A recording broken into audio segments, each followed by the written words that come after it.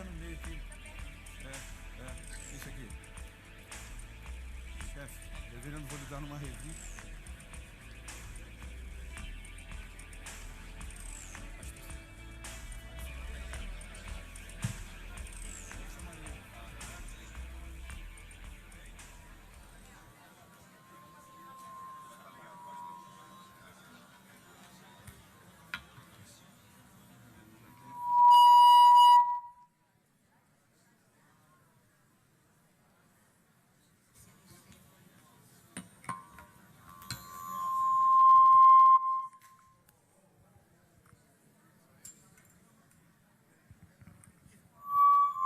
Acho que é aqui, acho que é o meu microfone aqui, chefe. Vou tentar desligar aqui.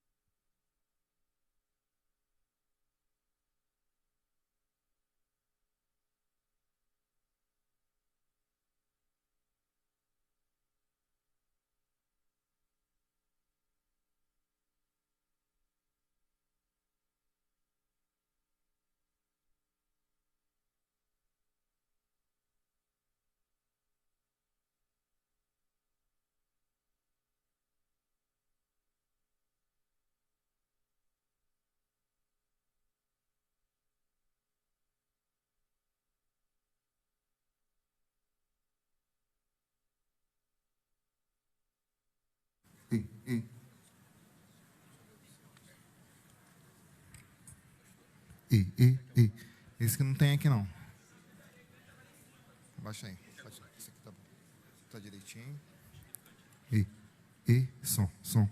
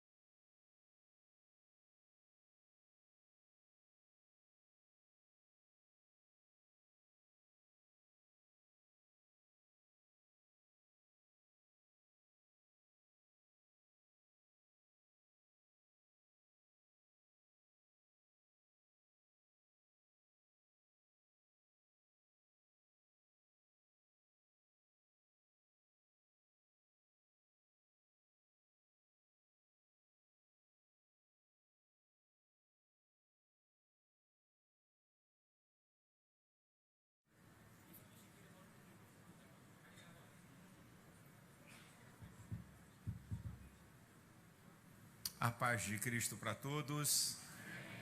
Vamos ficar de pé.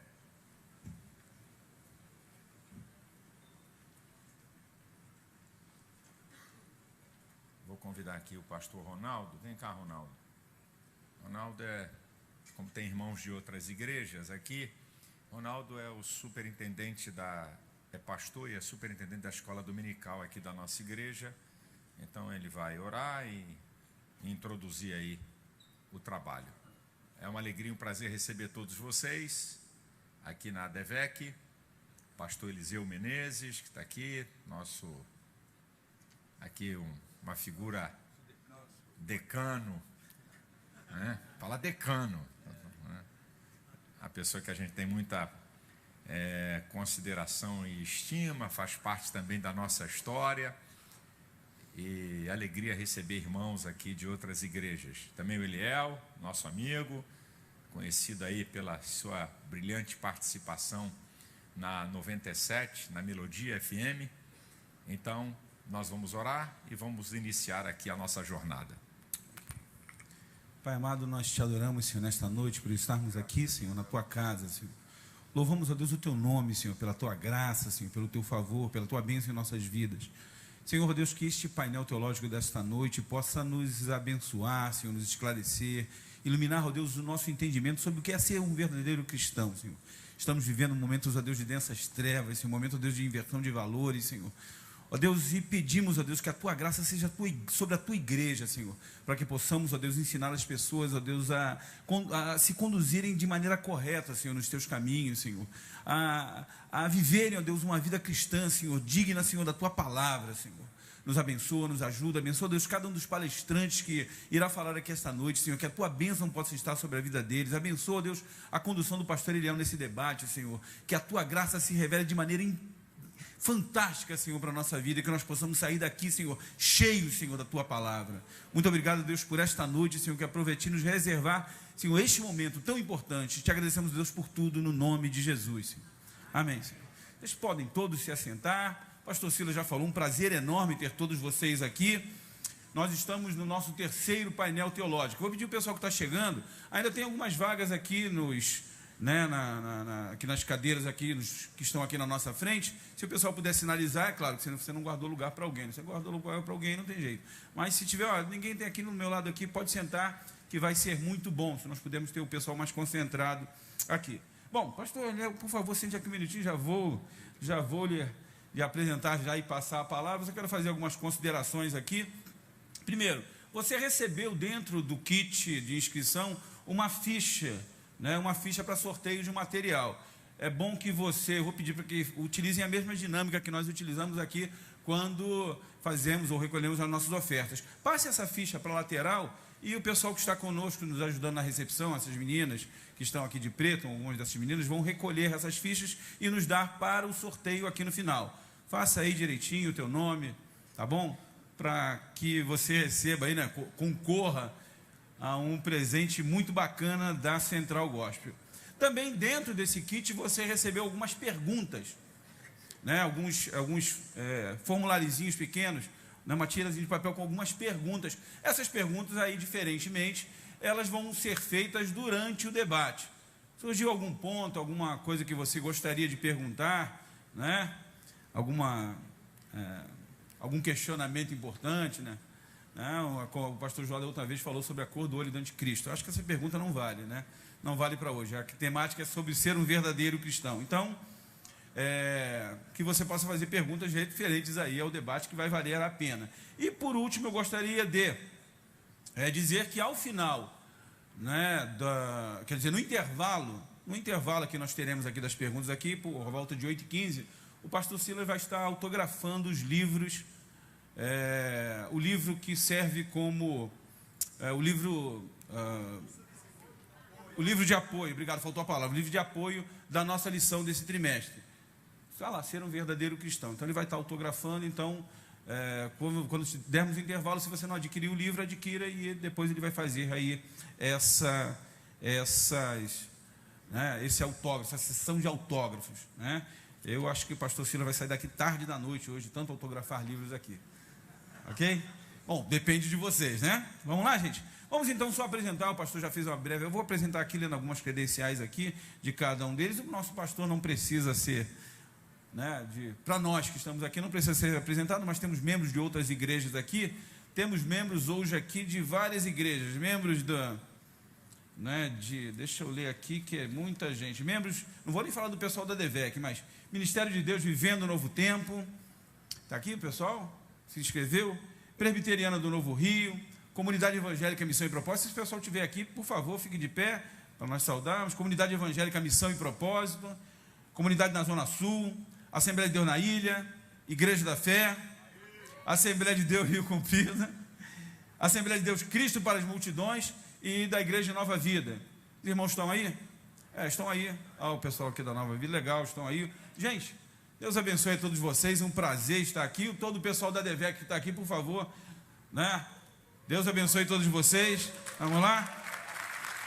Deixa eu fazer aqui brevemente a apresentação. Vou começar, né, lá da ponta. Ali conosco, a presença da nossa pastora Elisete Malafaia. A pastora Elisete Malafaia é psicóloga, terapeuta de família, formada em teologia, líder nacional das Mulheres Vitoriosas, autora de diversos livros e a missão mais fantástica, ser casada com o pastor Silas Malafaia. Ela é mãe de 3 filhos, do Silas, da Thalita, Silas filho, que é pastor também de uma das nossas igrejas, Thalita e Thaísa. O pastor Silas, né, presidente da DEVEC, nosso pastor, presidente da editora Central Gospel, apresentador do programa de TV Vitória em Cristo, fundador da AVEC, casado com a pastora Elisete Malafaia e é o comentarista, o articulista da nossa revista do trimestre. Está aqui ao lado a presença do pastor Eliseu Menezes. Pastor Eliseu Menezes é pastor há 54 anos. Não vou dizer nem quando ele nasceu, está aqui, né? Mas não... É presidente da Assembleia de Deus da Ilha do Governador, da DIG, desde 93. Fez parte da liderança de instituições evangélicas de grande expressão, como Sociedade Bíblica do Brasil, onde compôs a diretoria.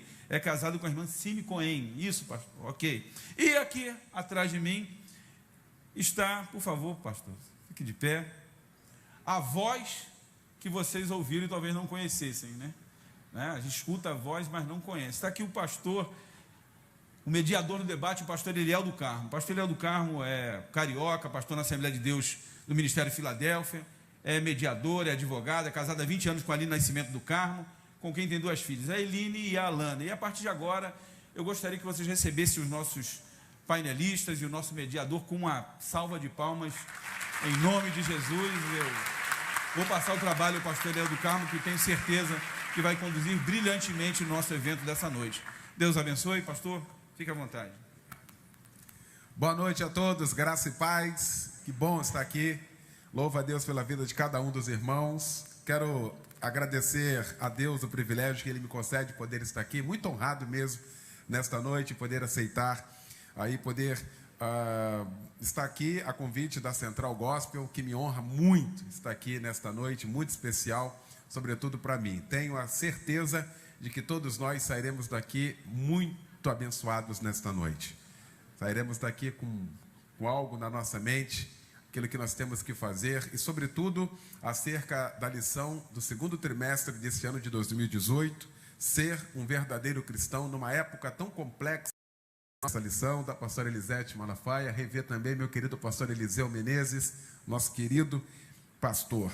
Queria começar, então, esse terceiro painel teológico, começando com o pastor Silas. Perguntar, pastor Silas, como é que foi feito isso? Como é que partiu essa lição? De que ponto partiu essa lição? Quais os elementos utilizados, além da Bíblia, no sentido panorâmico, no geral? Como é que foi feito, então, pastor Silas? Bem, deixa eu dizer uma coisa para vocês. O apóstolo Paulo, ele fala uma coisa muito interessante. Eu temo que vocês se apartem da simplicidade que há no Evangelho. Quando se tenta sofisticar o Evangelho, você pode cair na heresia, você pode cair no modismo, você pode cair não na verdade da vida cristã. Então, ser um verdadeiro cristão é ele não ser um cristão nominal ou simplesmente membro de uma igreja, mas viver a vida cristã, praticar a vida cristã, porque não existe cristianismo sem prática. Não existe viver cristão ou vida cristã nominativa de eu sou cristão porque minha avó, porque meu pai, porque minha mãe. Vocês já sabem, vida cristã parte de uma experiência pessoal, do nascer de novo, de ser transformado pelo poder da palavra e pela ação do Espírito Santo, e a nossa parte é o arrependimento, A nossa parte é a fé, a nossa parte é crer em Jesus e ser impactado pelo seu poder. Então, há anos, eu ainda era evangelista. Há muito tempo, eu acho que deve ter, se eu não tiver aqui a minha memória falhando, deve ter 20 anos, quando eu preguei uma série de mensagens na igreja sobre ser um verdadeiro cristão. Na verdade, foi umas 5 ou 6 mensagens que eu preguei dentro dessa temática. O pastor Santos, nosso saudoso pastor, né, era o pastor da igreja, e eu preguei essa série nessa preocupação da gente viver um cristianismo real, porque o evangelho é simples, né?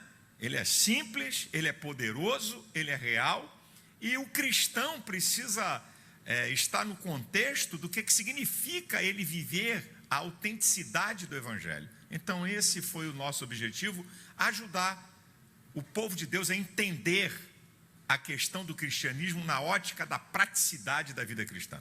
Tá aí. Bom, então vamos começar aqui. Bom, citando Atos 16:31, na primeira lição dessa revista, o comentarista aponta o único caminho de salvação para a humanidade. Nesses 21 séculos de cristianismo, Deus sempre desejou que todo ser humano fosse salvo. Isso é bom e agradável perante Deus, nosso Salvador, que deseja que todos os homens sejam salvos e cheguem ao conhecimento da verdade. Pastor Eliseu Menezes, não teria sido mais simples Deus ter conduzido todos os seres humanos a Cristo após a obra da redenção de seu Filho na cruz do Calvário? Por que ele não fez isso, hein? É simples, fácil, né? E todas as coisas boas não são fáceis. Você não encontra nada especial que não custe preço nenhum. E eu creio que seria simples se cada cristão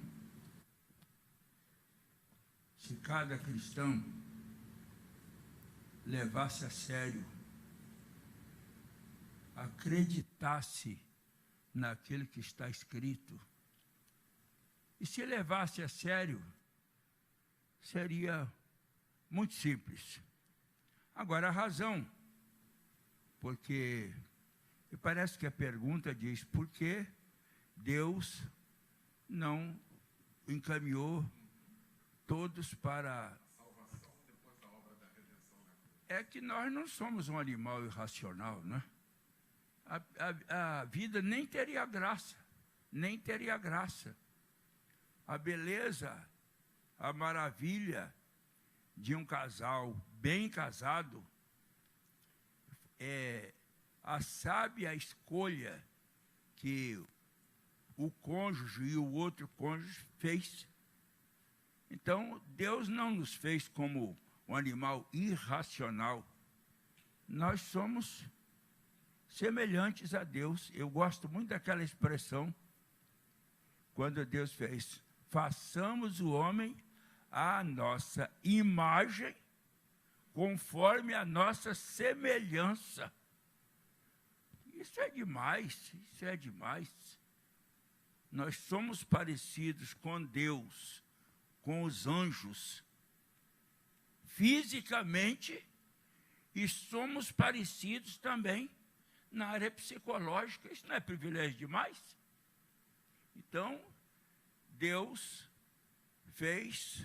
nos fez assim. E se nós pudéssemos andar mais um pouquinho, os anjos também têm direito de escolha. Tanto tem que o bobão do Satanás escolheu uma coisa que é errada, olha onde ele foi parar. E aonde vai parar ainda. Assim são os seres humanos.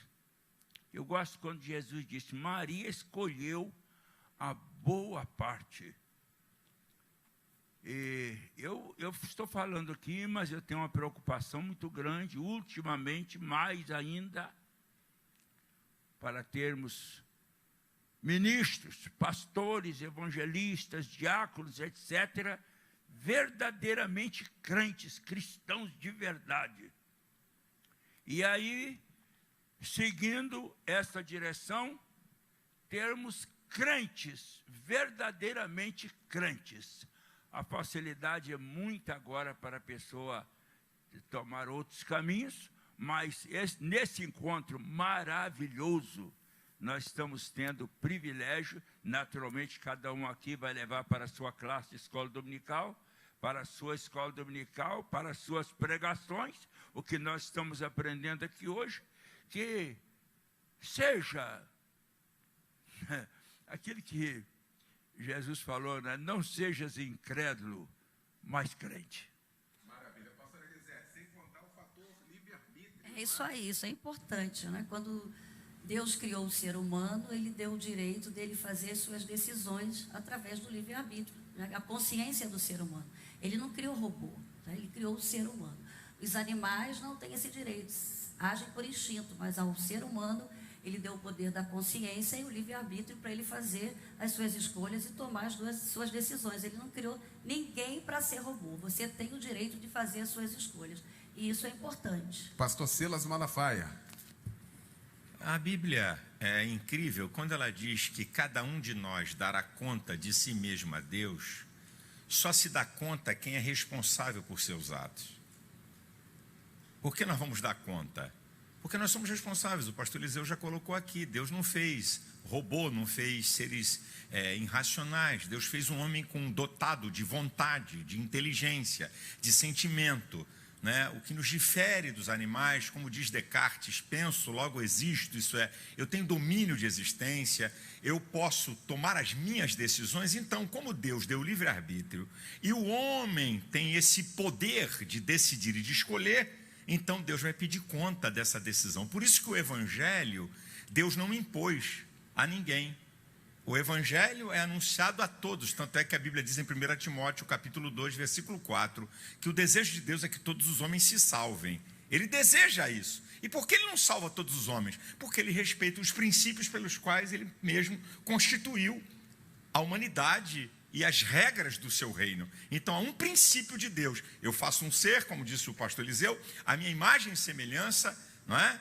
O Elohim, não é? A forma plural que indica pluralidade de pessoas. Um Deus pessoal, um Deus que tem vontade, um Deus que tem inteligência, um Deus que tem sentimentos e que faz seres com essa semelhança que Ele tem. Então, o Evangelho, ele é fácil no sentido de que qualquer um pode aceitar, mas é estreito no sentido da renúncia que cada um tem que fazer.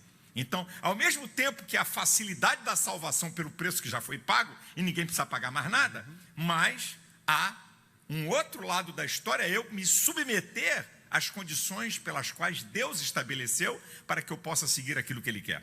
Muito bom. Na lição 2, o comentarista afirma que o Espírito Santo trabalha em favor do homem. Pastor Eliseu, qual o trabalho mais importante realizado pelo Divino Consolador em nós? E qual deve ser a nossa atitude para que Ele realize esse trabalho? Este assunto é um dos... Tudo é importantíssimo, não é? Mas o Espírito Santo, eu gosto muito do capítulo 14 de João, quando Jesus disse: se me amardes, guardareis os meus mandamentos. E eu rogarei ao Pai, e Ele vos dará outro Consolador, que fique convosco para sempre. O Espírito da verdade, que o mundo não pode receber, porque não o vê nem o conhece.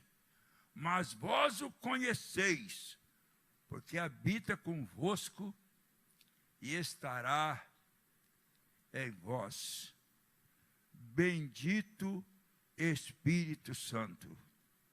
O Espírito Santo não é nada mais e nada menos do que Deus conosco, Deus em nós. Se cada crente, se cada cristão se preocupar em agradar a Deus, como a Bíblia diz, chegai-vos a Deus e Ele se chegará a vós. Se cada cristão fizer isto, que lindo, terá o Espírito Santo com ele, ensinando, fortalecendo, alegrando e etc, etc. Pastor Elisete, para essa atuação de fato acontecer, é preciso reconhecer de que somos pecadores, não é? Com certeza, a função do Espírito Santo é essa, convencer o homem do pecado, da justiça e do juízo, né? E é importante, quando a gente confessa Jesus como Senhor da nossa vida, que a gente se torna uma nova criatura e passa a ter um novo pensar, um novo sentir, um novo falar, um novo comportamento, através do processo do Espírito Santo atuando no nosso espírito, né? Que ele vai começar a nos direcionar a maneira de falar, a maneira de agir, a maneira de se comportar em todas as áreas da nossa vida. Isso quem faz é o Espírito Santo. Então é muito importante a presença do Espírito Santo na nossa vida. E a Bíblia diz: os que são guiados pelo Espírito de Deus têm vida e têm paz. E uma das coisas mais importantes que eu vejo o Espírito Santo realizar na vida do ser humano é que quando ele tem esse encontro com Jesus, que ele recebe Jesus como Senhor da sua vida, e o Espírito Santo passa a habitar no seu espírito, ele passa a ser uma pessoa controlada pelo Espírito Santo. Ele passa a ter a paz que só Jesus pode dar. E ele passa a ter uma vida plena, uma vida abundante, né? Ele passa a viver o verdadeiro Evangelho de Cristo nessa terra, sendo um canal de bênção em tudo que ele fizer. E aí, pastor Silas, para ser um verdadeiro cristão tem que ter a atuação dele, até porque Gálatas vai falar sobre isso, o fruto do Espírito. Acho que isso é importante também nessa caracterização, não, pastor Silas? O Espírito Santo, né, como o Consolador, um outro igual, né, um outro do mesmo poder, da mesma fonte, né, com o papel de substituir a presença literal de Cristo na vida do homem. E a Bíblia diz, como Paulo fala em 1 Coríntios capítulo 6, versículo 19 e 20, quando ele diz que não sabeis que o vosso corpo é o templo do Espírito Santo, que habita em vós, proveniente de Deus, glorificai, pois, a Deus no vosso corpo, no vosso espírito, os quais pertencem a Deus. Então, o Espírito Santo, ele é fundamental para nos ajudar a manter a vida cristã. O Espírito Santo nos ajudar a dirigir a vida cristã. A presença do Espírito Santo na nossa vida é uma prova de que somos de Cristo, né? É uma prova de que você tem Jesus como Senhor e Salvador da sua vida. Então, o Espírito Santo desempenha um papel, que já foi dito aqui, pastor Eliseu, pela Elisete, de fundamental importância no processo da vida cristã, que está imbuído do processo da santificação. Estamos no processo de santificação para entrarmos no estado de santidade. E esse processo de vida cristã, que é a santificação, que é uma doutrina, né, da vida cristã, é fundamental, né, a ação do Espírito Santo para que a gente possa chegar àquilo que Paulo diz, até a completa estatura de varão perfeito, a imagem de Cristo. Pois não, pastor Elisete? Eu acho interessante, porque o Espírito Santo é uma pessoa, é importante a gente falar que quando nós não estamos tendo atitudes condizentes com a vontade dele, ele se entristece e ele se afasta, né?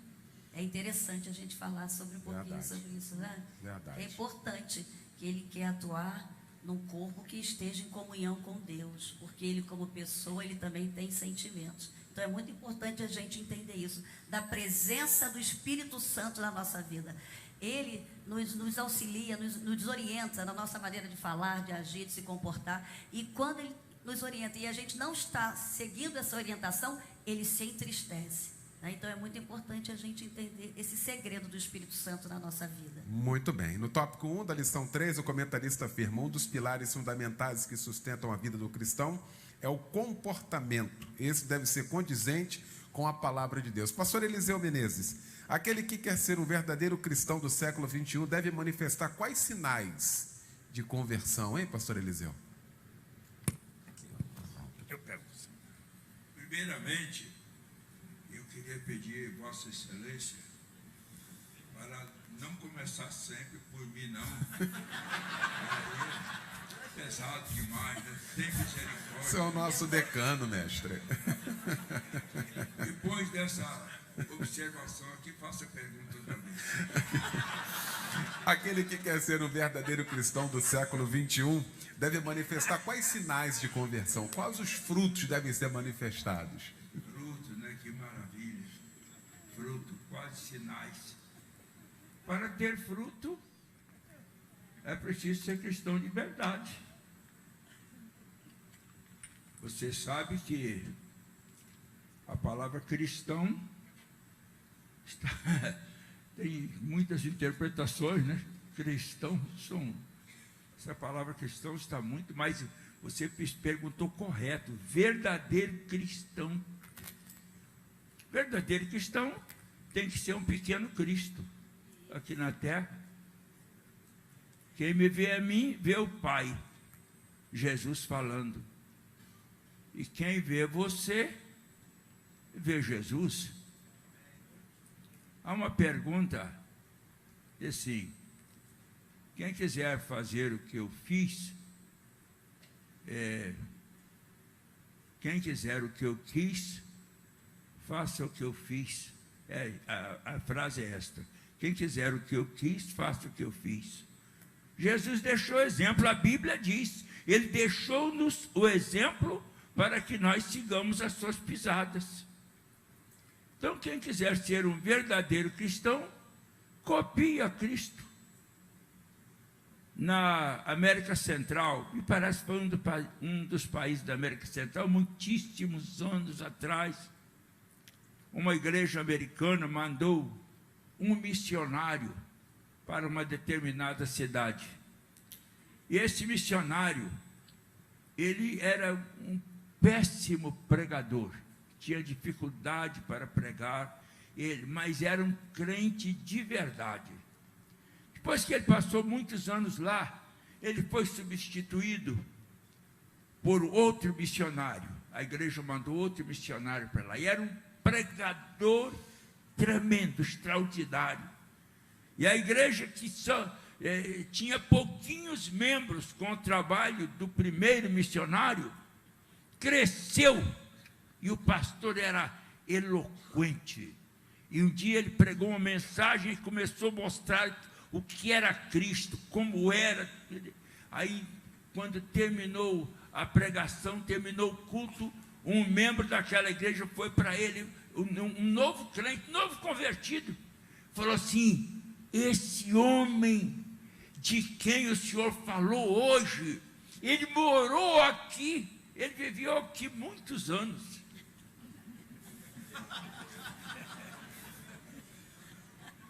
Verdadeiro cristão é só copiar, não precisa nem ter muito trabalho, copie Jesus e seja semelhante a ele. Maravilha. Pastor Elisete, ainda nessa lição 3, o que significa então? Será que é difícil essa compreensão de ser sal e luz? Será que essa compreensão é muito complexa hoje em dia para assimilar de fato isso e entender o que Jesus quis dizer com isso, pastor Elisete? Não, ele deu os dois exemplos. A luz brilha onde? Nas trevas. E o sal é para conservar e para dar sabor. Então, quando fala sobre ser sal e luz, aqui o cristão, nesse mundo tenebroso que a gente está vivendo, ele vai ter que brilhar, e através do fruto, que está lá em Gálatas 5:22, está lá amor, alegria, paz, bondade, fé, mansidão, temperança, domínio próprio, né? E vai dar sabor também através das suas atitudes. Então é muito importante quando a gente entende que pelo fruto se conhece a árvore. Então um cristão vai ser conhecido pelo fruto dele. E o que eu acho lindo, que são duas coisas muito importantes que eu vejo que Jesus vem nos ensinar aqui para a gente viver bem nos nossos relacionamentos, para a gente produzir frutos saudáveis. É aprender a amar como Deus nos amou, e que Ele mandou Jesus, o seu Filho, que também nos amou, e a vivenciar o perdão. São duas coisas muito importantes que a gente vai demonstrar muito o nosso cristianismo, através do amor e do perdão, que são duas coisas vitais nos nossos relacionamentos, para que a gente seja uma pessoa saudável. Daí, pastor Silas, é a questão do nascer da água e do Espírito. Não pode ser nada disso, nem luz, nem sal, se não nascer de novo, se não tiver de fato a conversão, hein, pastor Silas? Jesus fala coisas interessantes, a palavra de Deus revela. A primeira vez que os discípulos foram chamados de cristãos, Atos 11:26, em Antioquia, pela primeira vez os discípulos foram chamados de cristãos. Vocês sabem que a igreja primitiva evangelizou o mundo daquela época sem tecnologia, ok? Sem carros de velocidade, sem transportes de velocidade. E por que a igreja primitiva evangelizou o mundo daquela época? Bem, é provado que o maior instrumento de comunicação é o ser humano, insubstituível. Nada substitui o ser humano na comunicação. A grande problemática, pastor Eliseu, hoje, dos cristãos é manifestarem através da sua vida, como o senhor falou, pequeno Cristo a esse mundo. Hoje, com toda a tecnologia, com todo o avanço que temos, fora a maior ferramenta que é o ser humano, ainda temos as ferramentas tecnológicas, nós estamos patinando na evangelização. Esse ano aqui na igreja nós temos um tema, o ano de manifestar a fé. Eu vivo incomodado com o crescimento da igreja, que está atrelado à vivência do verdadeiro cristão. Porque onde é que pode haver cristianismo sem manifestar a fé? Onde é que pode haver cristianismo sem você obedecer o mestre? A escola judaica, diferente da escola grega, a escola judaica, o discípulo é obrigado a imitar em tudo o mestre. A escola grega, o discípulo pode se distanciar do mestre e fazer o seu próprio caminho. Mas na escola judaica não. Você tem que imitar o mestre. Então, você tem que obedecer o mestre. Então, como é que nós podemos, nesse mundo, ser verdadeiro cristão se não obedecemos a Cristo? Se não manifestamos a Cristo no mundo? Aqui é que está, minha gente. Podemos inventar o que quiser, podemos fazer templos bonitos, com tecnologias, com ar-condicionado, com som de primeira, e daí? Mas onde é que está o papel das pessoas que foram impactadas e transformadas para o Evangelho? Como é que pode haver um verdadeiro cristão que não testemunha de Cristo? Nós, vocês professores de escola dominical, pastores, nós temos que dar consciência e não podemos parar de falar que não existe cristianismo real e autêntico sem obedecer à ordenança de Cristo de pregar o seu Evangelho. Se prega através da palavra e se prega através da vida. Essas duas coisas têm que estar associadas, como Paulo diz em 1 Coríntios 11:1. Sede meus imitadores como eu sou de Cristo. Cara, abusado esse tal de Paulo. Ele não disse ser imitador de Cristo como eu sou. Não, ele mostra o que significa ser um verdadeiro cristão, que é um discípulo de Cristo. Ele se coloca e fala: pode me imitar, porque a minha vida imita Cristo. Eu prego, meu comportamento, meus relacionamentos, minha conduta, certo? A santidade, eu me afasto do pecado, eu pratico a palavra. Paulo está dizendo isso. Essa, para mim, é a coisa mais importante que eu, como pastor, nós, como líderes e obreiros, para essa geração de fé, para esse mundo perdido. O povo está com medo. Eu percebo que as pessoas na igreja, os crentes, estão com medo de manifestar sua fé devido a essa pressão desse mundo moderno de pecado e de iniquidade que quer nos colocar como fundamentalistas, como retrógrados, como idiotas, como alienados. Mas isso, gente, é essa aí. A luz é para incomodar a trevas mesmo. Nós somos uma contracultura, a cultura imposta. Essa que é a questão nossa do viver cristão. Como disse o pastor muito bem numa frase pequenininha, ele ficou aqui dizendo, não deixa eu ser o primeiro não, mas ele como o primeiro, ele deu uma definição que ser um pequeno Cristo, é isso aqui, é isso, por isso que eu digo, o Evangelho é simples na sua mensagem, a questão é a nossa prática. Muito bem, atendendo o pedido do nosso decano, pastora Elisete. Veio para mim, tá vendo? Sobrou. Só falta agora a senhora pedir também, né?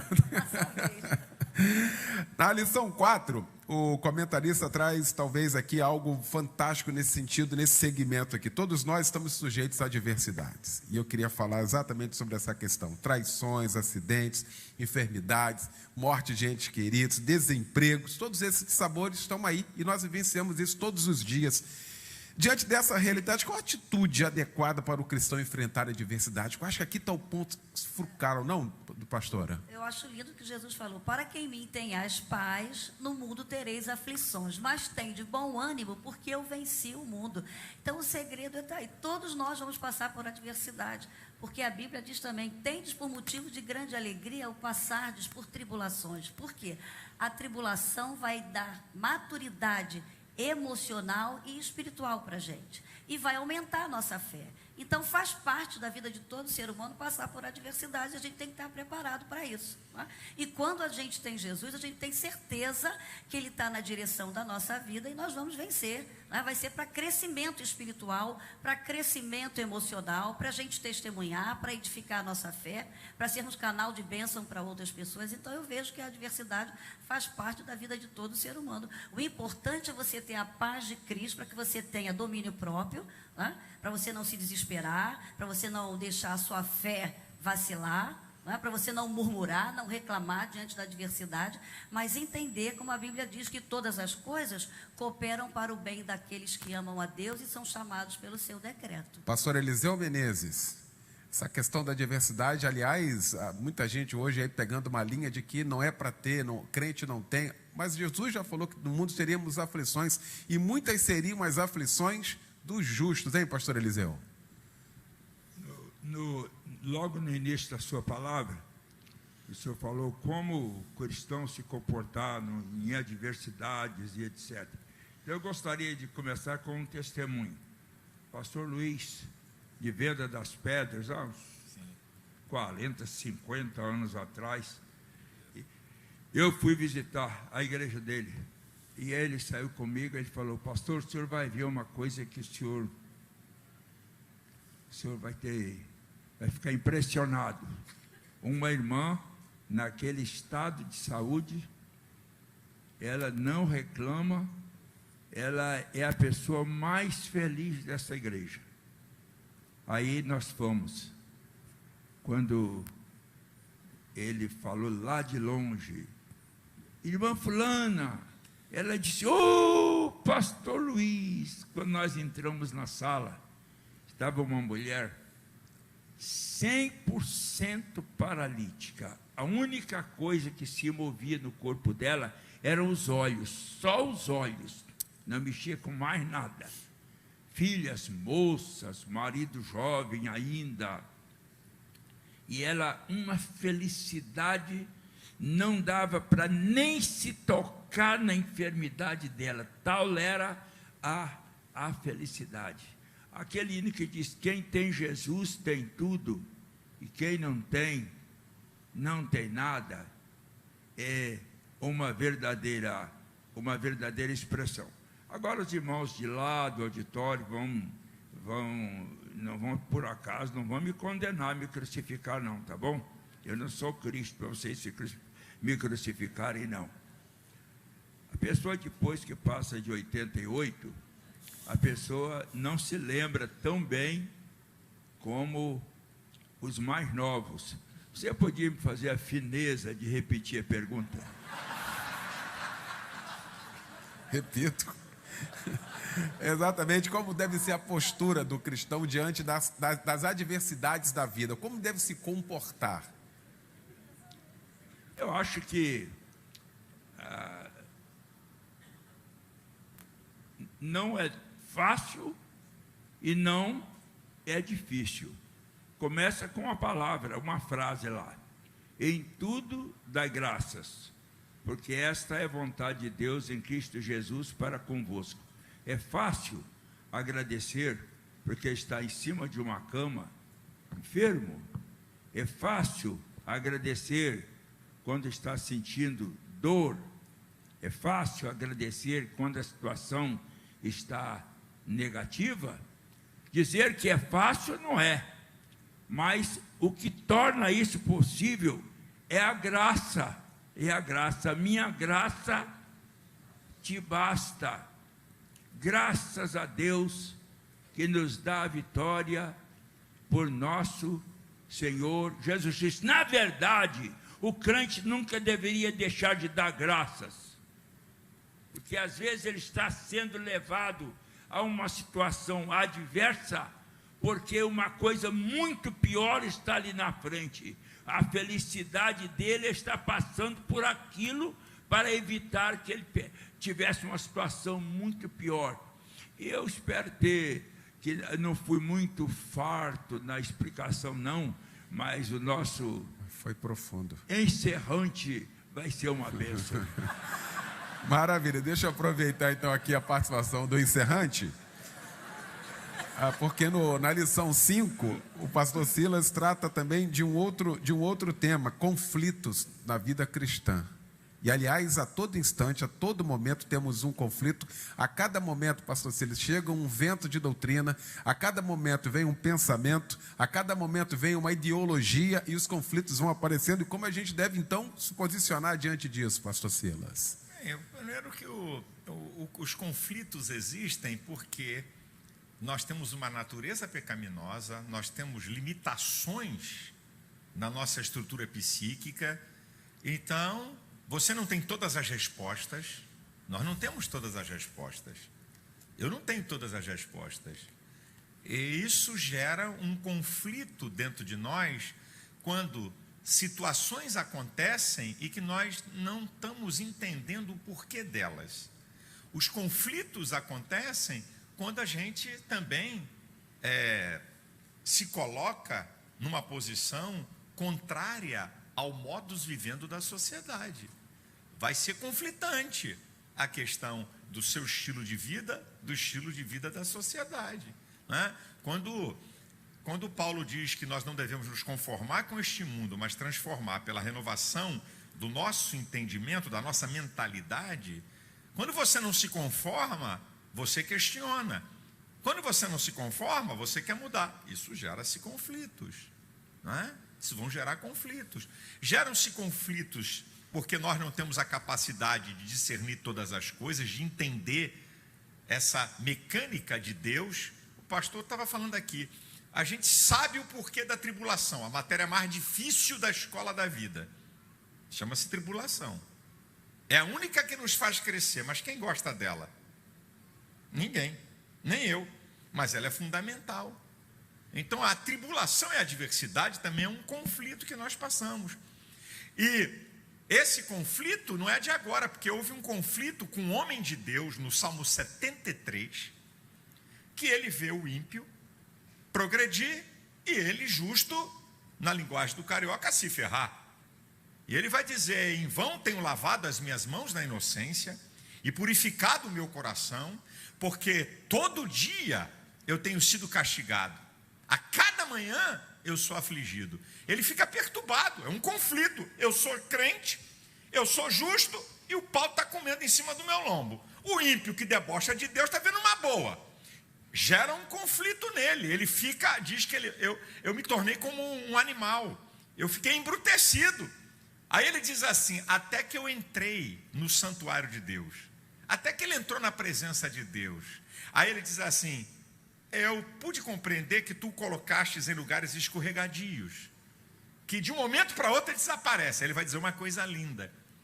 Ele vai dizer assim: guiar-me-ás com o teu conselho e depois me receberás em glória. Então ele entendeu que todos aqueles conflitos da vida dele eram simplesmente questões passageiras, porque havia um propósito maior no final.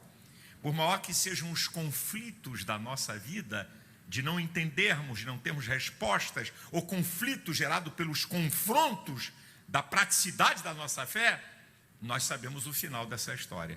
Como diz Paulo em Romanos 8:18, para mim tenho por certo que as aflições do tempo presente não são para comparar com a glória que em nós é de ser revelada. Mas, se você quer ser um cristão autêntico, pode se preparar, vai ter conflito. Em todas as áreas e níveis da sociedade e até nas questões pessoais do teu ser. Isso aí, meu filho, ninguém escapa. E aí, pastora Elisete, tem também a questão, tudo isso que nós estamos falando aqui, tem tudo na Bíblia, desde o primeiro capítulo, os conflitos, as adversidades, os problemas de cada um estão todos lá, ou seja, a supremacia da Bíblia, da palavra de Deus, a inerrante palavra de Deus, a valorização do nosso livro de regra, fé e prática, tão banalizado em muitos segmentos hoje, ou seja, ali contém de fato, ali é a palavra de Deus, a nossa direção, hein, pastora Elisete? Os conflitos são importantes porque nós somos seres de acomodação, né? Então, Deus permite até para a gente crescer em todas as áreas, como o Silas falou. E eu estava lendo, uma amiga mandou um recado para mim no WhatsApp, assim, a igreja perseguida está dizendo que ela não precisa de oração, não. Quem precisa de oração é vocês, porque eles estão vendo conflito, então eles estão constantemente vigiando e orando. Mas vocês estão tão acomodados, que está tudo tão fácil, então está perigoso. Eles estão orando por vocês, porque é aí que está o perigo. Né? E é verdade. A gente está acomodado. Então, acho que Deus está mandando assim uma coisa bem forte para a gente poder reagir. Então, o conflito é importante porque tira a gente do comodismo, da acomodação. Porque nós somos seres de acomodação, sim. A gente se acomoda até com a doença. Né? Então, Deus manda às vezes uma doença para a gente reagir. Deus manda uma tribulação financeira, uma crise no relacionamento para mudar, para sair do lugar da acomodação. Então, isso é importante. Pastor Eliseu, nós somos a igreja brasileira, por que a gente tem essa dificuldade na oração? Pastor Elisete elencou exatamente essa questão aqui. Às vezes, em reuniões de oração é a menos frequentada. Por quê? Isso é cultural, isso? De fato, a gente não compreendeu a questão da oração, da importância dela, pastor Eliseu? Eu acho que é fácil responder, porque orar é difícil. Orar é difícil. É bom, mas é difícil. É muito mais fácil cantar, pregar, do que orar. Orar é difícil. Mas é bom, é necessário.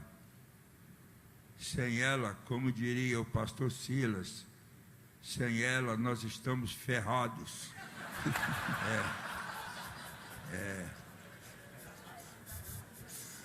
Orar é difícil. Um grande pregador, eu vou falar logo o nome, Billy Graham, quando ele esteve aqui no Brasil, uma das vindas dele aqui no Brasil, quando ele estava terminando, havia um grande obreiro, um homem importante que o acompanhava em tudo, todo lugar que ele ia. Aí, quando estava terminando tudo, terminou tudo, ele falou: reverendo Billy Graham, e eu pensava que o senhor seria um homem que orasse o tempo todo. No entanto, eu venho acompanhando o senhor de perto, até mesmo no seu descanso e tudo, e eu vi que o senhor ora muito menos do que eu pensava. Aí o reverendo Billy Graham disse para ele: você está enganado, irmão. Quando você está conversando comigo aí, fazendo as perguntas, eu estou numa profunda oração aqui, falando com Deus. Orar, a melhor oração é ajoelhado. A melhor oração é de rosto no chão. A melhor oração é estar com as mãos levantadas. A melhor oração é aquela que eu fiz agora há pouco, pedindo a Jesus para me ajudar, que eu notei que estava começando a afundar, no meio de ao lado de duas criaturas dessa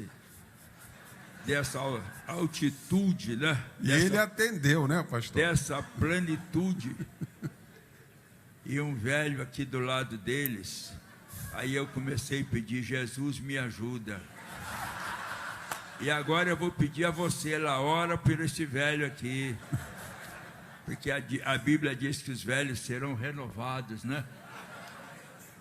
Mas, meu irmão, sem oração é impossível. Por isso, os líderes têm que arrumar um jeito de levar os seus liderados a orarem. Vou contar lavar uma roupa lá da nossa igreja. Um grande líder, eles levou um pequeno grupo para orar muito. E eu estava preocupado com aquilo. Então eu o chamei e falei, não disse a ele que estava errado, não. Eu só disse a ele: olha, eu tenho uma ideia para dar. Nós envolvermos a igreja toda na oração. Então nós Vamos ver quem pode orar de 1 às 2 da manhã, quem pode orar de 2 às 3 e assim por diante. Quem pode jejuar? Jejum, não coloca aquele jejum demorado, não. Aquilo ali é pastor João Caetano. Eu estou falando um jejum mais comum, né? Jejum de meia-noite ao meio-dia, mas envolver a igreja na oração. A oração, meu irmão, é indispensável. Ela é a vida da igreja, ela é a vida do crente. Se não orar, estamos encerrados. Vá em frente. Pastor Silas. Eu, pregando aqui um dia na igreja, falei aqui para os irmãos, por que a igreja ora pouco? A igreja, estou falando nós. E por que a igreja lê pouco a Bíblia? Eu não preciso reunir teólogos, eu não preciso reunir sociólogos cristãos, eu não preciso fazer seminário para dar essa resposta. A resposta é muito curta, mas também é dura. Por que os crentes desse tempo e desse século oram pouco e leem pouco a Bíblia? Vai aqui a resposta. Porque não creem na oração e porque não creem no poder da palavra de Deus. Porque se o crente cresce que quando ele dobra o joelho, ele está falando com Deus, que tudo é, que tudo faz, que tudo pode, ele oraria mais. Se ele cresce realmente que aqui está a palavra, que dá o destino da vida dele, a direção para uma vida de sucesso na terra, ele leria mais a Bíblia. A questão de orar e de ler a Bíblia está na questão da fé. Por que você não prioriza a oração? Por que não priorizamos a palavra? Porque lá no fundo mesmo, está faltando a gente crer de que quando a gente dobra o joelho, tem um Deus, que nós estamos falando com Ele. Não é um qualquer, mas um Deus soberano. E que quando a gente lê a Bíblia, é Deus falando com a gente. Acho que a questão é uma questão, não é de cultura, é uma questão de fé. Da gente crer de que a oração, como Jesus falou, tudo que vocês pedirem na oração, crendo, vão receber. Né? E a oração é aquilo que todo mundo sabe. Deus tem N maneiras de falar conosco. E nós só temos uma maneira de falar com Ele. É através da oração. E não existe processo de relacionamento sem intimidade da conversa, da fala, da expressão. Então, minha gente, eu aqui tento. Claro que eu tenho falhas, não vim aqui, não vou acusar o povo, porque se tem alguém que falha mais, sou eu que sou o líder. Mas eu tenho tentado aqui na igreja fazer com o povo campanhas de, como o pastor Eliseu falou aqui, a gente, por exemplo, agora na primeira semana depois da Santa Ceia, nós marcamos 1, 2, 3, 4 dias, 3 horas da manhã, todo mundo orando. Ou então, entre 2 e 5 da manhã, escolha qual é o horário menos ruim. E aí eu coloco nessas telas os propósitos. Não muitos para o crente não perder e não esquecer. 2, 3 propósitos para a gente orar.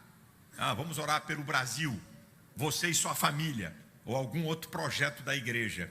E a gente tem feito isso para tentar, né, esse crente acreditar na oração dele e não na oração dos outros. Ora por mim. Está orando por mim? Ele não ora por ele, ainda quer jogar o outro. Ainda quer o outro. Está orando por mim? Está orando por mim? Para a gente tentar levar o nosso povo à oração, ao amor à palavra, porque não há cristianismo sem a palavra, e como disse o pastor Eliseu, não há cristianismo sem a oração. Pois não, pastor Eliseu? Ora que melhora. Ora que melhora. Ora que melhora. Ora que melhora. Não fique só acreditando na oração do pastor Silas Malafaia, não. Vá orar, seu moleza. Pois não, pastor Elisete? A importância da oração, a ciência já hoje prova a importância da oração para curar mais rápido as pessoas. E a oração é uma questão de fé, mas também de hábito. O ser humano tem que criar o hábito de orar, não é? Porque tem muitas pessoas que só oram na igreja, só oram também aqui nos cultos de oração, e não tem o hábito. Quando a Bíblia diz orar sem cessar, você tem que criar o hábito, como ele falou. Estava conversando, mas seu espírito está ligado com Deus, a sua mente não se desliga, isso é muito importante.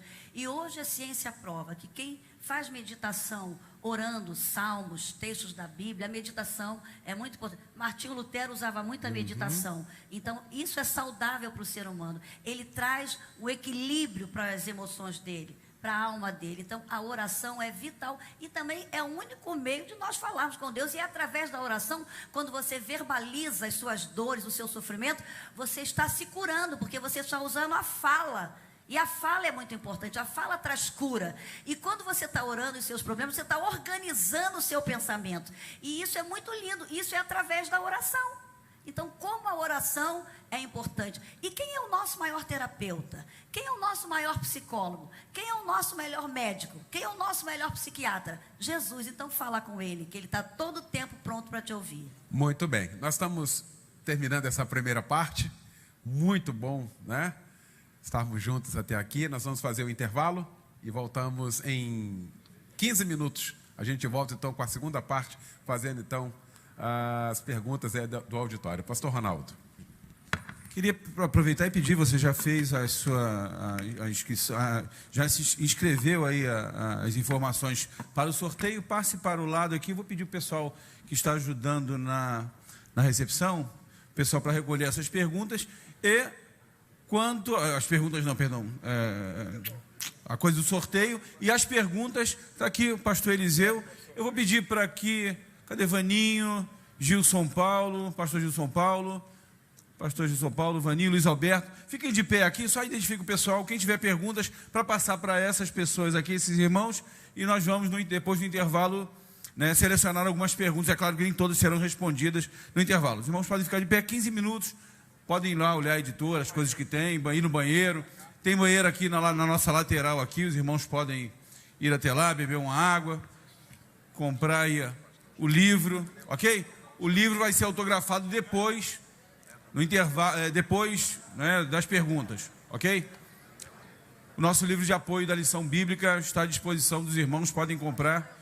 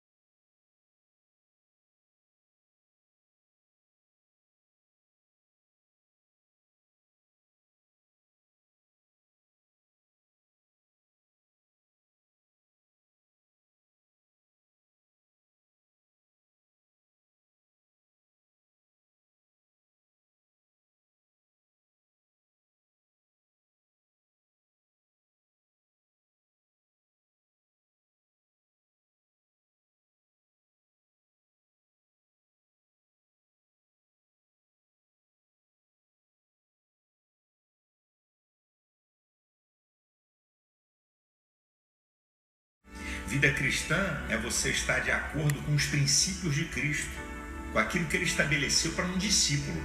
Sem isso não tem vida cristã.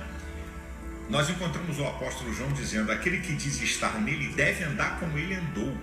Isso é, devemos ter a mesma trajetória de vida que Jesus teve, na sua prática, nos seus relacionamentos, na sua maneira de ser, na sua santidade, nas suas obras.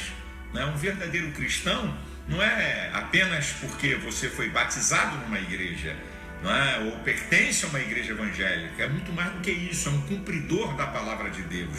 É alguém que pratica a palavra, aquele que é o sede praticantes da palavra. Jesus falou isso também nas leis do reino, em Mateus capítulo 7. Sede praticantes e não apenas ouvinte. O ouvinte é aquele que ouve e acabou. Não é? Você tem que ser um praticante, aquele que escuta as minhas palavras e as pratica. Eu vou comparar o homem prudente que edificou a sua casa sobre a rocha. desceu a chuva, correram os rios, sopraram os ventos e a casa não caiu. E aquele que escuta as minhas palavras e não as pratica é como o homem que fez a sua casa sobre a areia. Ok, se alguém tiver perguntas aqui, pode entregar aqui pro Gilson também, que está aqui na frente. Ó. Aqui está a Gilson, pastor Gilson Paulo, entre um verdadeiro Vaninho ali, cristão Luiz e Alberto. aquele, eu não vou usar nem Ok. a força da expressão do falso cristão, mas é aquele que está As enganado perguntas aqui, no cristianismo. O verdadeiro cristão é aquele que pratica a vida na rocha. O evangelho é simples. O evangelho não tem uma elaboração, sabe, de uma teologia difícil. O evangelho é simples. É você praticar a palavra de Deus. Você praticando a palavra de Deus, eu praticando a palavra de Deus, somos verdadeiros cristãos. É isso que eu desejo para você.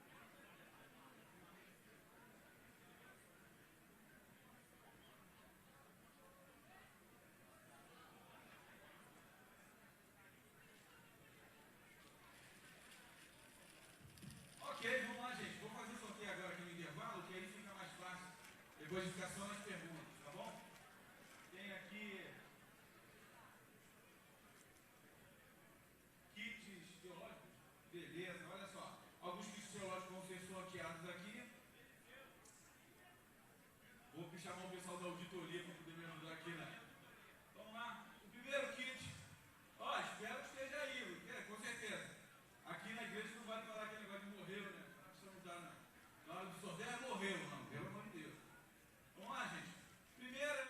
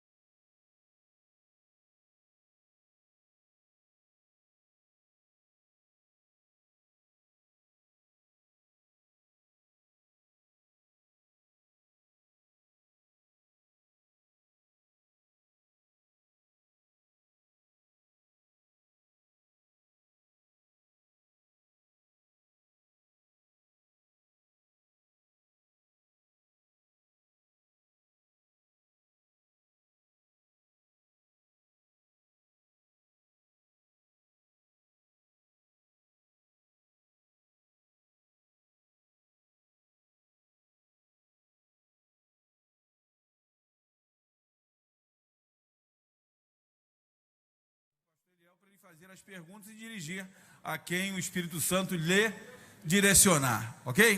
Vamos lá, segunda parte. Vambora, povo, vamos entrar. Ok, de volta então com a segunda parte, com perguntas e respostas então aqui da plateia. A primeira pergunta, começa com a pastora Elisete, vem do Ricardo. Ele diz assim, abre aspas, a salvação é de graça, mas o discipulado custa tudo que temos. Fecha aspas, reverendo Billy Graham. Talvez os cristãos hoje tenham tanta dificuldade de serem verdadeiros cristãos, porque nós estamos falhando no discipulado. Será que tem falha no discipulado? Daí a pessoa acaba não aprendendo e sabendo de fato o que é ser um verdadeiro cristão, pastora Elisete? Não, nós não temos falhas no discipulado, nós temos algumas limitações, mas eu entendo assim, a pessoa quando ela aceita Jesus, que ela tem aquela experiência, ela vai querer buscar conhecimento também, porque a gente não pode ficar querendo botar a culpa sempre no outro, não é verdade? Como o pastor falou aqui, cada um dará conta de si mesmo a Deus. E quando a pessoa vem à frente, confessa Jesus como Senhor da sua vida, ela vai ter uma experiência pessoal. E através daquela experiência, ela é aconselhada a vir para a escola dominical, a ler a Bíblia, a orar. Ela vai buscar crescimento. A pessoa não pode ser totalmente dependente do outro, porque o ser humano hoje quer ser muito dependente do outro, não é verdade? Então eu acho que na vida cristã também, você precisa de ajuda sim, de ser discipulado, mas você vai ter que depois aprender a caminhar sozinho. Então eu não vou dizer que existem falhas, existem talvez carências em algumas áreas que a gente tem, talvez de espaço, talvez de pessoas, mas quando o ser humano tem uma experiência real com Jesus, eu conheço pessoas que ninguém precisou, pessoas que se converteram sozinhas e elas começaram a ler a Bíblia, a orar, a buscar. Então eu acho que o ser humano tem essa capacidade, né? E o Espírito Santo, ele vai orientar, ele vai dar direcionamento, mas tem que fazer a sua parte. Agora tem que fazer discípulos, isso aí, meu marido está falando aqui, Tem que ensinar, né? A gente tem que ensinar, tem que fazer discípulos, mas a pessoa também não pode estar dando essa desculpa. Eu estou na igreja, ninguém me procurou, ninguém falou. Mas você está aqui, vem fazer parte, vem estar com os outros, né? Comece também a participar e você vai crescer espiritualmente. Eu vejo por esse ângulo, tá? Pastor Eliseu Menezes, a qualidade do ensino hoje, teológico, como é que o senhor vê isso?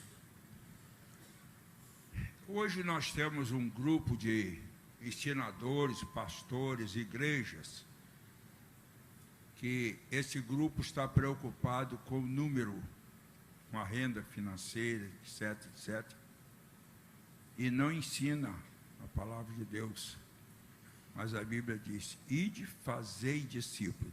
Eu não cito o capítulo e versículo para não ficar igual o pastor Silas.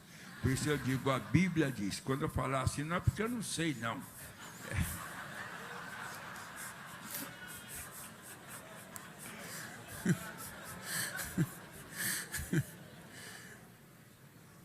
E os pastores, nós pastores, muitas vezes falhamos violentamente nesta área.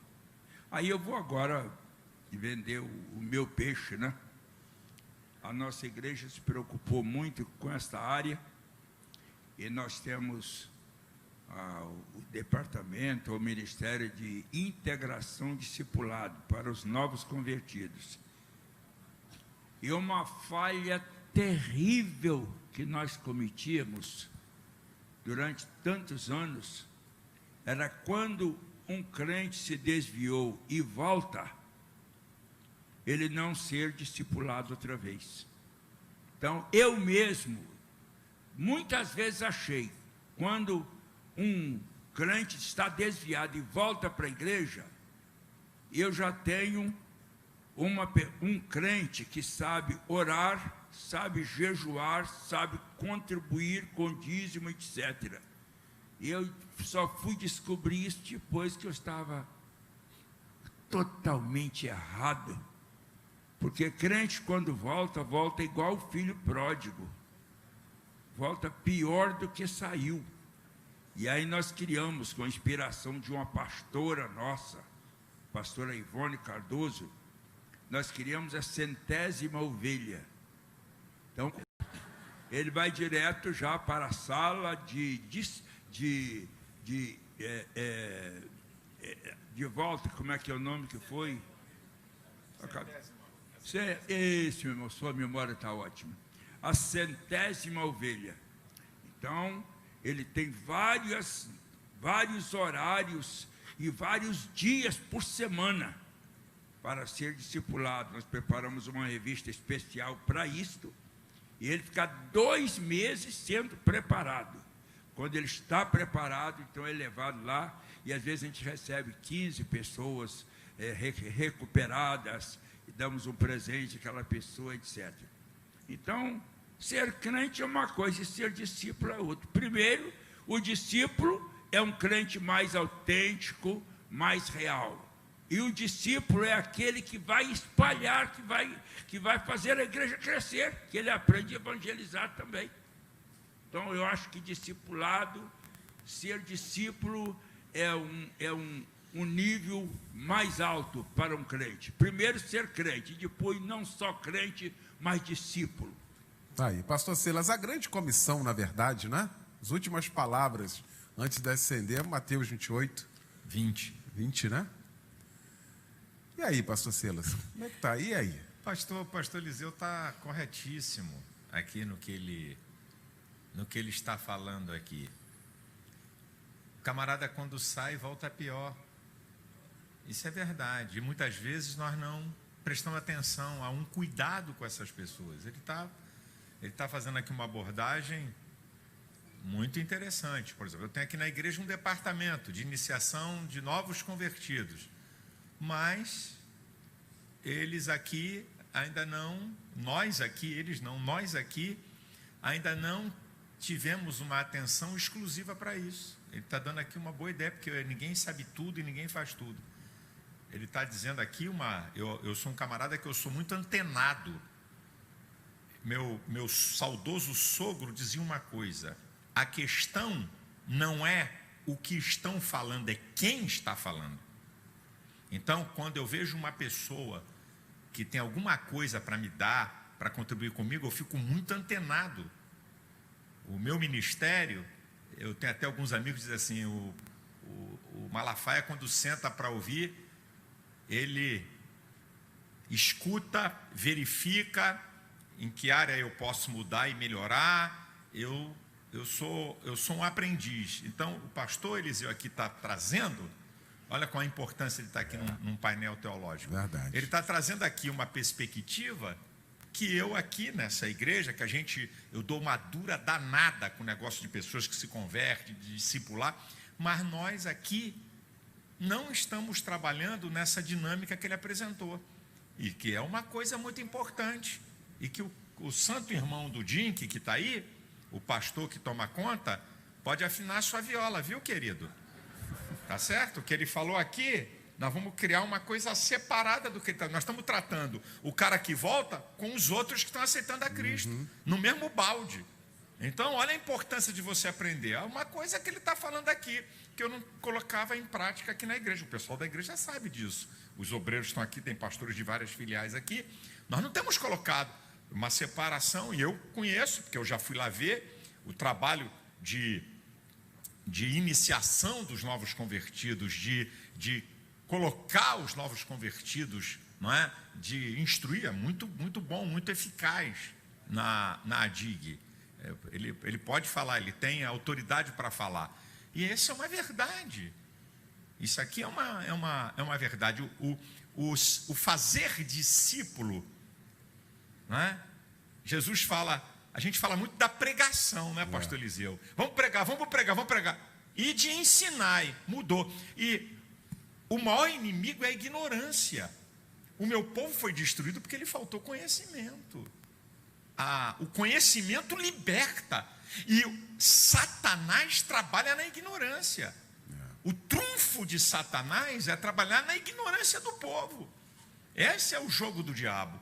Então, quando a gente ensina, olha que coisa interessante que eu estava lendo o pastor. Eu nunca tinha... A gente lê textos da Bíblia, o senhor tem mais experiência, muito mais do que eu, pode falar com mais categoria do que eu. A gente lê um texto da Bíblia e não observa alguma coisa. Depois o Espírito Santo abre a nossa mente um texto que a gente leu 100 vezes. Em Atos capítulo 3, quando o paralítico na Porta Formosa ficou curado e houve um alvoroço, todo mundo correu. Os principais religiosos não se incomodaram. Mas em Atos capítulo 4, versículo 2 diz assim: e os principais se condoeram muito, porque os discípulos ensinavam a ressurreição. A liderança religiosa não se preocupou com o milagre. Por quê? Porque o milagre é uma experiência, e muito maior de quem passou por ela, o cara que foi curado. Agora, o conhecimento é pessoal, marca a história. Então, olha, a elite religiosa daquela época não se preocupou com o paralítico que levantou, mas ficaram preocupados que os apóstolos ensinavam ao povo. A preocupação deles foi: aí nós perdemos de vez. Com milagre a gente não perde, mas com ensino a gente perde. Por isso que a Bíblia diz que o meu povo foi destruído porque lhe faltou conhecimento. Quando diz que faltou, não é porque não tem, é que o conhecimento não foi suficiente. O conhecimento foi medíocre. Então isso também está em relação a quem aceita Cristo. Nós estamos fazendo que tipo de discipulado? Nós estamos ensinando realmente a pessoa o que significa uma vida cristã e caminhar com Jesus? Isso aí é muito importante. Tá aí. Pois não, pastor Eliseu. Eu gostaria, já que o pastor Silas tocou num assunto, falou que sobre isso, aí eu percebi que o assunto é útil. Então eu queria dar só um detalhezinho. Nosso departamento ou Ministério de Integração Discipulado, nós damos bastante atenção. Nós temos a escola dominical, classe muito especial. Quem leciona nessa escola quase todo domingo é o pastor Marcos Filho, vice-presidente. E depois é segunda, quarta e sexta, também à noite. Porque quem não pode vir domingo, pode vir na segunda. ou na quarta, ou na sexta. A sexta-feira é um programa especial, e domingo, que dá uma classe mais tão grande, quando termina a classe lá, tem um café com bolo, e lá a turma feliz. Então a gente trata o novo convertido com muita atenção.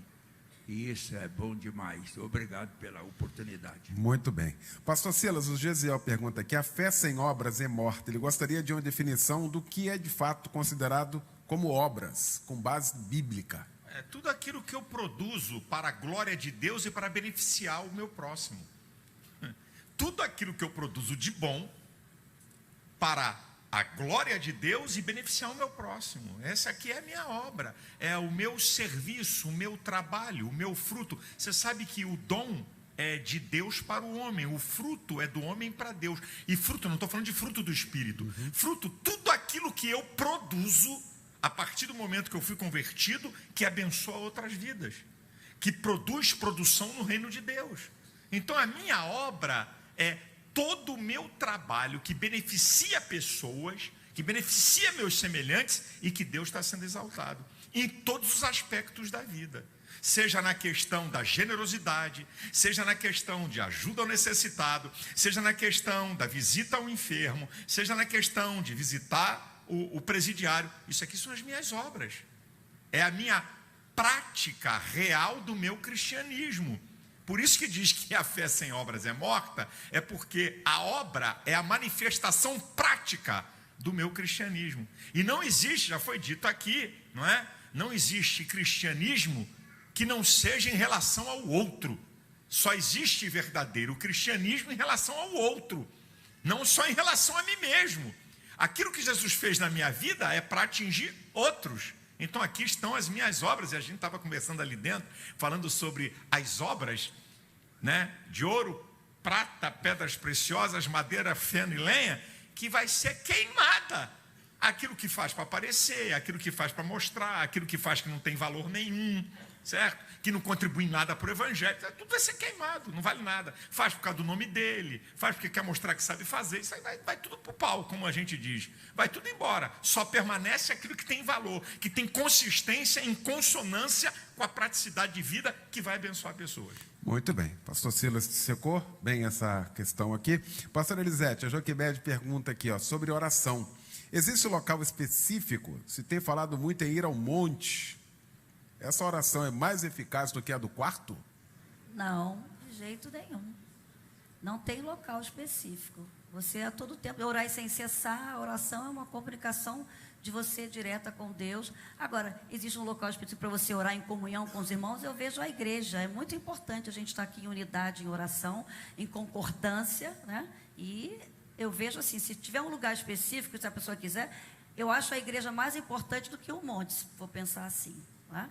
O monte você pode ir, eu vou a monte também orar de vez em quando, mas não quer dizer porque eu estou no monte, a minha oração vai subir mais rápido, né? Vai fazer uma eficácia melhor. Não, pode ficar tranquila, que não é sempre que você vai poder ir a monte. E eu até brinco assim, o melhor monte que eu vejo é o monte da minha cama para me orar junto com o meu marido ali em concordância. E a oração é uma bênção. As respostas vêm muito rápido, pode ter certeza, quando a gente está orando ali em unidade.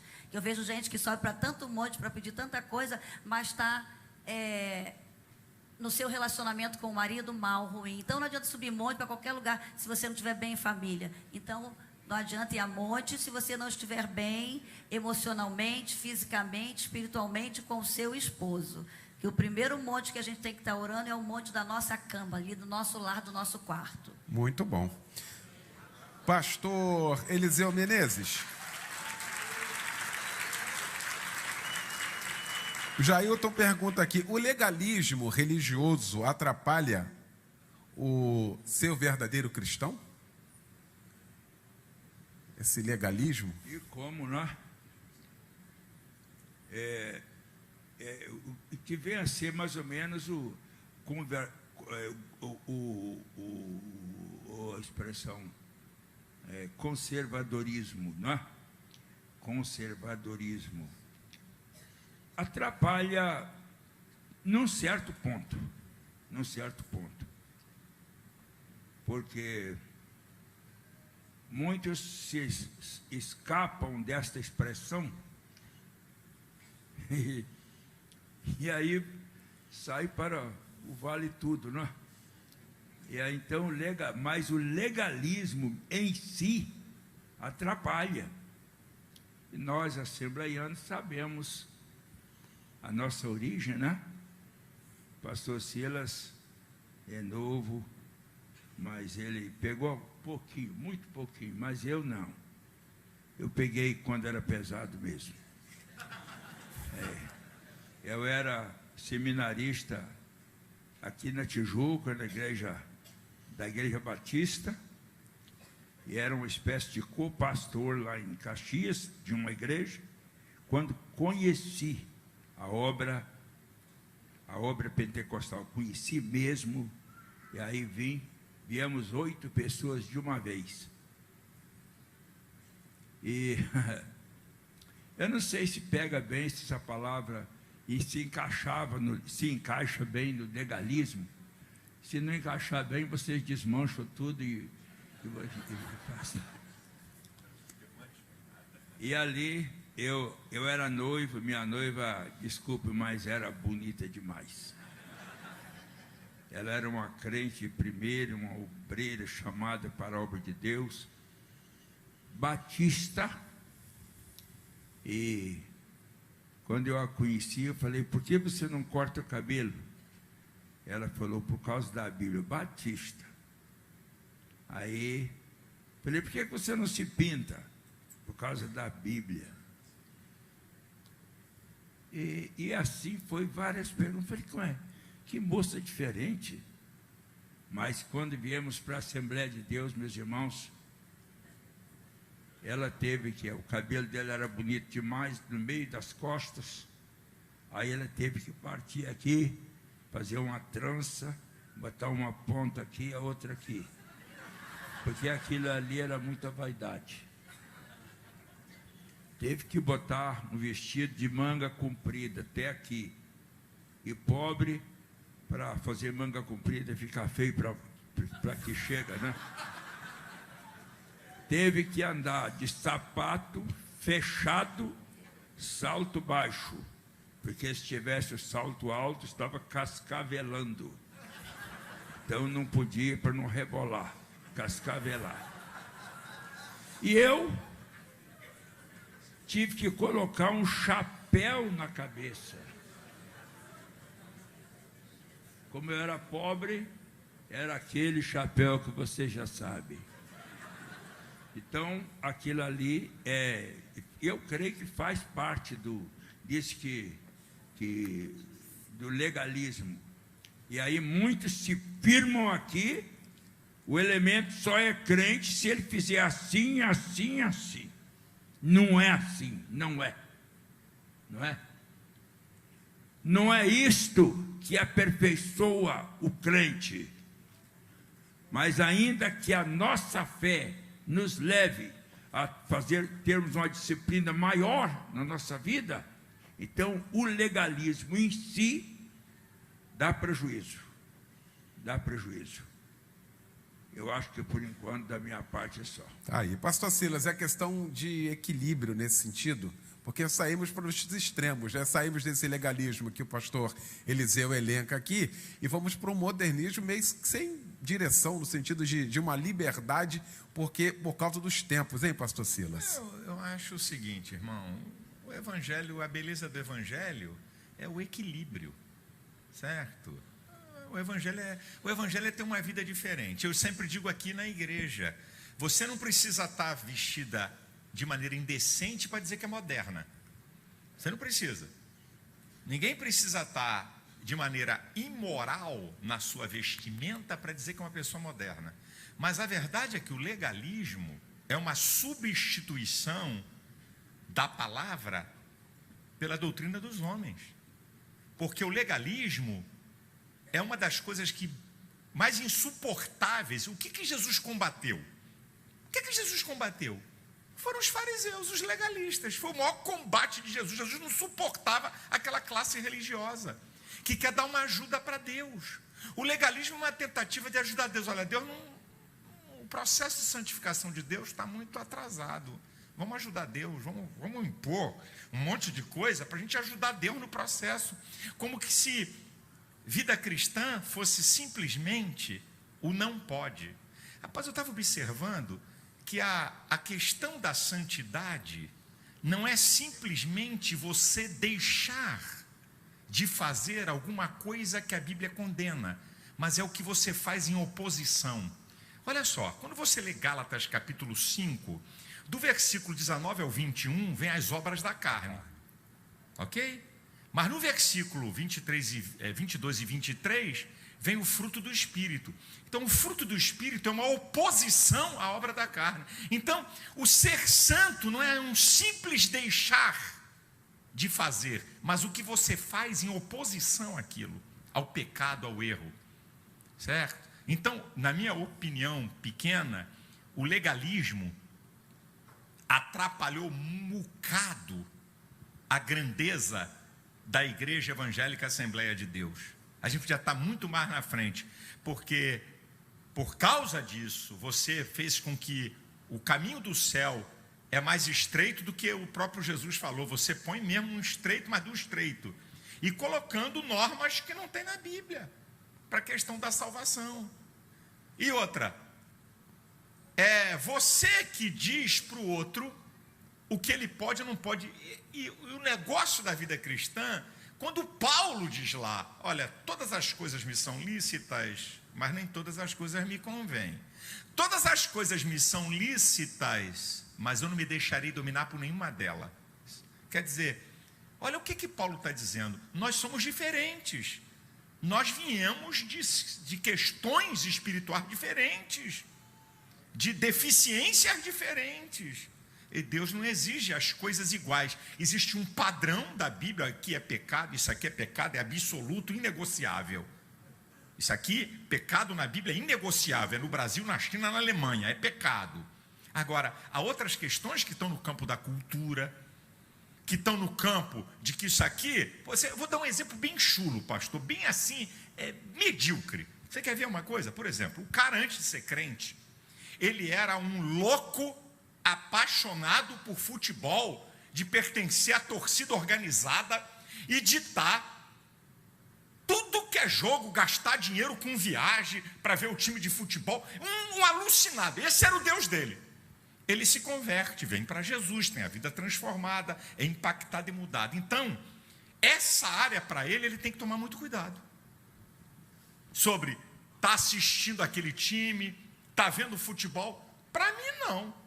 Eu nunca fui louco por time de futebol, eu nunca fui apaixonado por time de futebol, eu nunca fui a estádio de futebol, eu não tive essa cultura. Então, eu assisti 1, 2 ou 3 jogos de futebol, não diz nada para mim. Mas para aquele cara diz sim, porque aquilo ali era a área que o diabo atuava, porque aquilo era o Deus dele. Então nós queremos pegar um padrão, pastor Eliseu, e colocar para todo mundo, quando nós somos diferentes, somos indivíduos. Aqui é que está a grandeza do Evangelho. Nem tudo que você rejeita, eu estou citando um exemplo bem simples, não me incomoda. Para outro isso é perigoso, para outro isso aqui não brinque não, que isso aqui te arrebenta, porque isso aqui tem a ver com a tua história de pecado, não tem a ver com a minha história, tá certo? Então se criaram muitas regras. E outra, pastor Eliseu, o senhor sabe isso mais do que eu ouço pela história, que eu ouvi o pastor Santos, meu pai. Os pastores lá atrás, quando criaram isso, eles criaram no afã de levar o povo à santificação. Eles não criaram para impor uma coisa só ao povo, eles criaram querendo a purificação da igreja. Depois veio uma outra geração, e agora eu vou dizer, hipócrita. Uma geração de líderes hipócritas, que no púlpito metiam chambrada em cima do povo, mas a família deles não vivia 1/3 do que eles estavam falando no púlpito. Então, a nossa igreja passou por isso.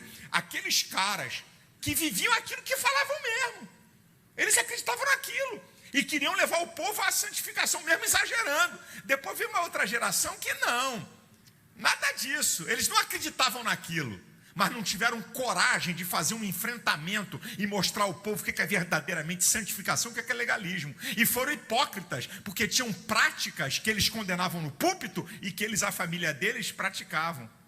televisão escondida em armário. Eu conheço a história, o senhor sabe disso mais do que eu. É televisão escondida em armário, é viajar para outro país para ir para a praia. Eu estou vendo eles aqui na minha frente. Tá? O senhor está vendo também, e deve ver mais até do que eu. Certo?